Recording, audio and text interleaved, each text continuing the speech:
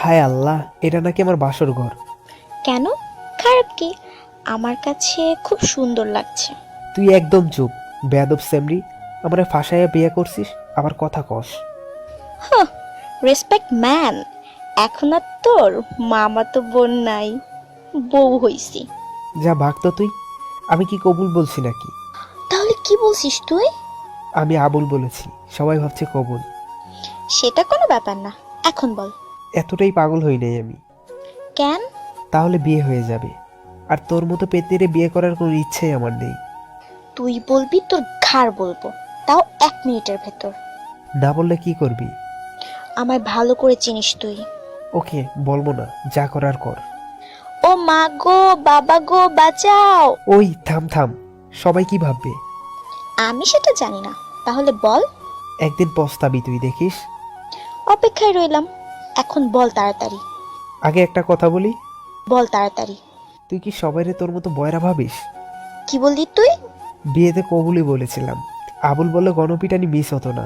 শুরুটা অবশ্য তোর শ্বশুরই করত।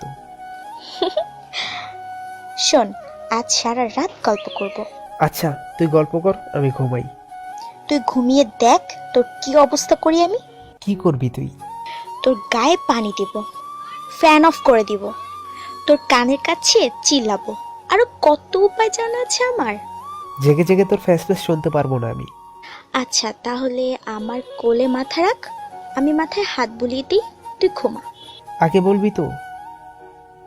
ভাবছিলাম একটা শান্তশিষ্ট মেয়েকে বিয়ে করে সুখে জীবনযাপন করব। আহ, এত সুখ কি আর আমার কপালে আছে? কপালে জটলো একটা রেডিও আমার কাবো। আব্বু আম্মু আর মিমের চক্রান্তে আমার সুখের সাগরের পানি শুকিয়ে গেল। ওই রাফি, ওঠ। পারবো না। আম্মু ডাকছে। কার আম্মু? কার আবার? তোর আম্মু। তাহলে আরেকটু ঘুমাই। না। ওই মিম, বল। এদিকে আয় তো। কি হয়েছে বল। তুই কিছু মনে না করলে একটা কথা বলি। বল। তোর গালে একটা পাপ্পি দিতে চাই। হাসিস না, দেই। আমি কি তোর বউ?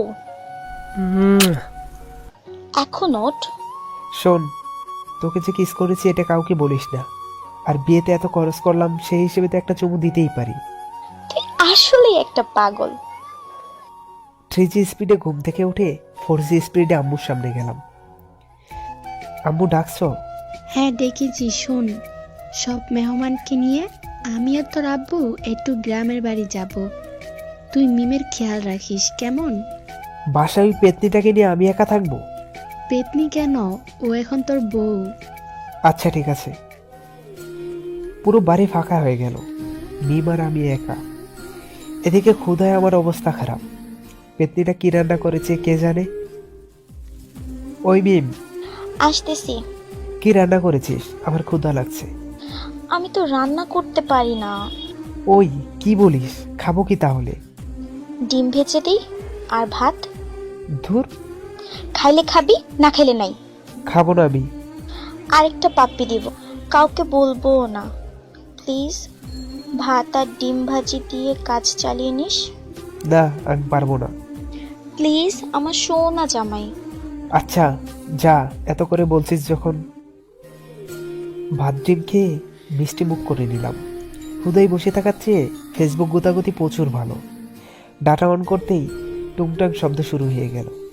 4-5টা মেয়ের সাথে চ্যাটিং করলে অনায়াসে 3 থেকে 4 ঘন্টা কাটিয়ে দেওয়া যায়। কিছুক্ষণ বাদে পাশে তাকিয়ে দেখি মেম আমার চ্যাটিং করাটা খুব মনোযোগ দিয়ে দেখছে। আহ, আজ আর কে বাঁচায় আমাকে?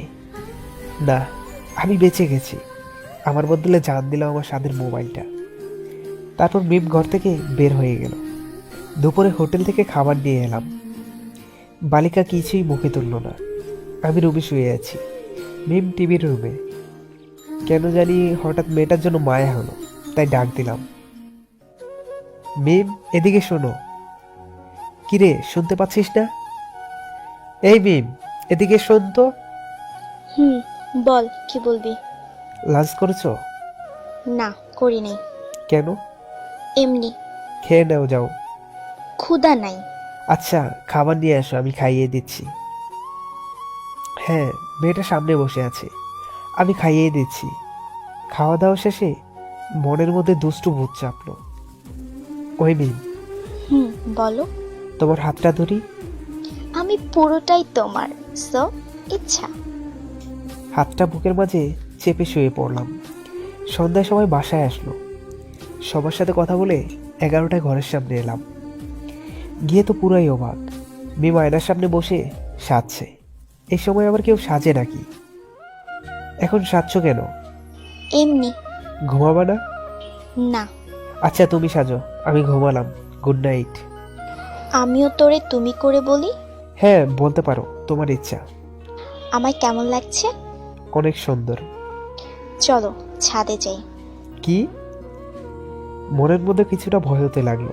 মিমের ঘাড়ে বুক চাপেনি তো? এত রাতে সাজুগুজু করে আবার ছাদে যেতে চাওয়া স্ট্রেঞ্জ। আজ খুব সুন্দর চাঁদ উঠেছে। ও তাই বলো? কেন? না এমনি। জীবনটা এত রঙিন লাগছে। পাশে একটা চাঁদ আর আকাশে আরেকটা চাঁদ।